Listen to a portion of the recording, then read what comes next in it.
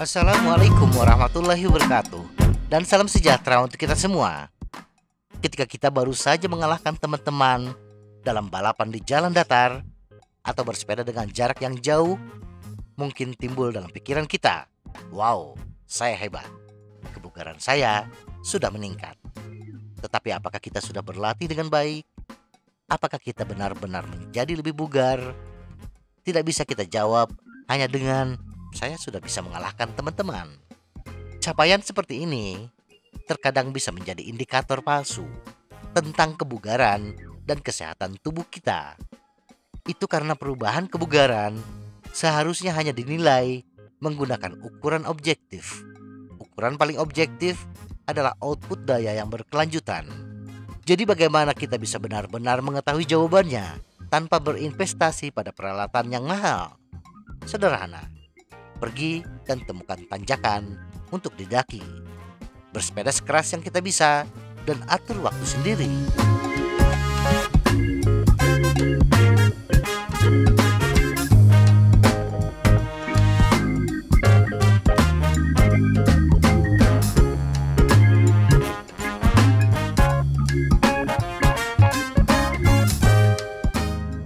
Kenapa harus tanjakan? Sebagaimana telah kita singgung sebelumnya, ukuran yang objektif adalah output daya yang kita kerahkan secara berkelanjutan tanpa dipengaruhi faktor lain di luar kinerja bersepeda kita. Kita mungkin merasa bahwa kebugaran kita naik hanya karena hari ini kecepatan kita lebih cepat dibandingkan hari sebelumnya.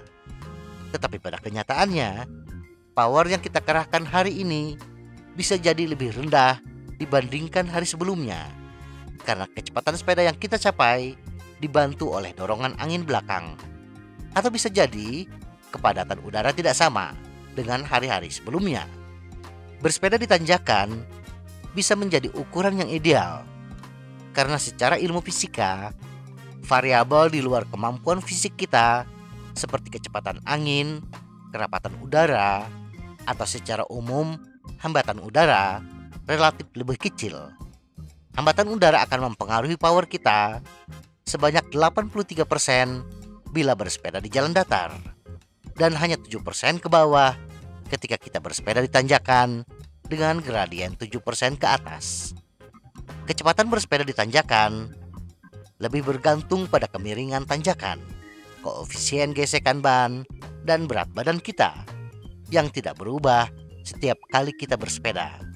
Berbeda dengan hambatan udara yang bisa berubah setiap detiknya.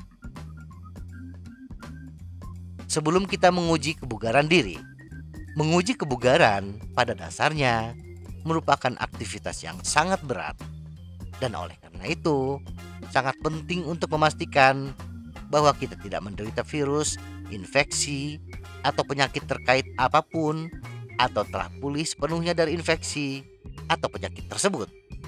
Perokok, usia lebih tua, lebih dari 35 tahun, atau pesepeda yang kelebihan berat badan harus berkonsultasi dengan dokter sebelum memulai aktivitas tersebut, atau setidaknya selalu bersepeda dengan menggunakan monitor detak jantung yang bisa kita pantau terus-menerus, seperti cyclokomputer dengan sensor detak jantung dada. Dan mereka yang memiliki tekanan darah tinggi, menderita penyakit jantung, dan atau pembuluh darah, atau penyakit penyempitan saluran nafas seperti bronkitis, sebaiknya tidak melakukan upaya tersebut. Jika ragu, konsultasikan dengan dokter. Menemukan tanjakan. Berikut beberapa panduan memilih tanjakan yang cocok. Tanjakan harus panjang. Paling baik jika butuh setidaknya 10 menit untuk mendaki. 20 menit atau lebih lama akan lebih baik. Tanjakan harus cukup curam. Pilih tanjakan yang memiliki gradien setidaknya 5% dan idealnya 7 hingga 8%. Dan akan lebih baik bila tanjakan tersebut tidak turun naik secara mencolok, tetapi memiliki gradien yang konsisten.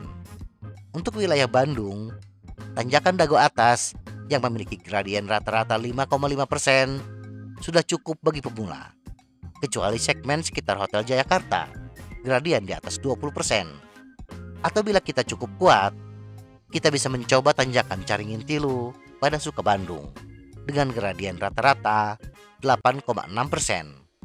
Tanjakan yang terlindung adalah yang terbaik. Meskipun pengaruh angin cukup kecil, tetapi angin tetap berdampak pada power kita. Jadi, pendakian yang terlindung dari angin adalah yang terbaik. Semakin kecil gradiennya, semakin penting untuk mencari tanjakan yang terlindungi. Setelah kita menemukan tanjakan yang ideal tersebut, maka ada beberapa hal lagi yang perlu diperhatikan. Tentukan tempat awal dan tujuan yang memiliki tanda, yang tidak mungkin diubah dalam waktu dekat. Misalnya gedung atau tiang listrik, agar pada kesempatan berikutnya kita dipastikan melakukan uji coba di tempat yang sama. Hindari hari-hari yang sangat berangin. Bagaimanapun, faktor angin akan berpengaruh, walaupun tidak terlalu besar. Tetapi melakukan uji coba di saat angin bertiup kencang bukanlah waktu yang tepat. Gunakan pengaturan sepeda yang sama setiap saat. Pastikan barang bawaan kita, berat bidon, suku cadang, barang di saku, dan lain-lain kira-kira sama. Satu-satunya elemen berat total yang harus bervariasi adalah diri kita sendiri. Dan siapkan giring sepeda kita cocok untuk pendakian. Dan sama setiap kali melakukan uji coba. Pergi sekeras yang kita bisa, tetapi jangan habis-habisan. Lakukan pemanasan yang baik sebelumnya, dan bersepedalah dengan ringan di awal. Bersepeda terlalu keras di awal pendakian membuat kita akan melambat secara drastis di tengah tanjakan. Ini tidak akan memberi kita waktu terbaik kita. Lakukan tes setelah 2 hingga 3 hari istirahat, atau setelah bersepeda santai atau pemulihan. Gunakan rutinitas yang sama di hari-hari sebelum tes setiap kali. Hasilnya adalah waktu tempuh kita ketika bersepeda di tanjakan adalah cermin langsung dari rasio kekuatan terhadap berat kita. Waktu yang lebih cepat berarti rasio yang lebih tinggi dan karenanya meningkatkan kebugaran. Setelah kita memiliki waktu tempuh dan berat badan patokan, maka kita akan tahu apakah kita benar-benar bugar ketika melakukan uji coba di lain waktu. Durasi yang lebih pendek pada berat badan yang sama, atau durasi sama tetapi berat badan turun, atau durasi dan berat badan turun adalah indikasi bahwa terjadi peningkatan kebugaran.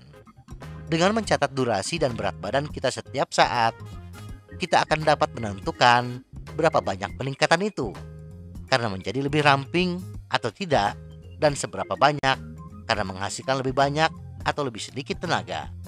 Yang terbaik adalah melakukan tes secara teratur. Setiap 6 hingga 8 minggu sudah cukup. Jadi, keluarlah, tetapkan waktu tolok ukur dan lihat apakah kita bisa mengalahkannya setelah satu sesi pelatihan. Kalau tidak, kita mungkin tidak benar-benar tahu bagaimana bentuk dan kebugaran kita berkembang. Semoga informasi ini bermanfaat. Tetap sehat, salam goes.